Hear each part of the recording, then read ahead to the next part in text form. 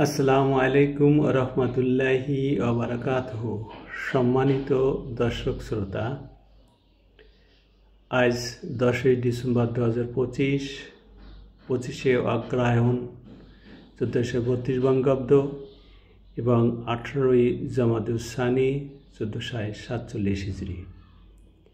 আমি আজ আপনাদের সামনে রিয়াদুস সালেহিনের দ্বিতীয় খণ্ড থেকে 682 নম্বর হাদিসটি নিয়ে উপস্থিত হয়েছি। হযরত ইবনে ওমর রাদিয়াল্লাহু থেকে বর্ণিত, রাসূলুল্লাহ সাল্লাল্লাহু আলাইহি ওয়াসাল্লাম একদিন কোনো এক আনসারীর পাশ দিয়ে যাচ্ছিলেন। আনসারী তখন তার ভাইকে লজ্জাশীলতার ব্যাপারে উপদেশ দান করছিল, অর্থাৎ সে বলছিল, এত বেশি লজ্জা করতে নেই। রাসূলুল্লাহ সাল্লাল্লাহু আলাইহি ওয়াসাল্লাম বললেন, তাকে ছেড়ে দাও, অর্থাৎ তাকে এরূপ উপদেশ দিও না, কারণ লজ্জাশীলতা ঈমানের অংশবিশেষ। বুখারী মুসলিম শরীফ।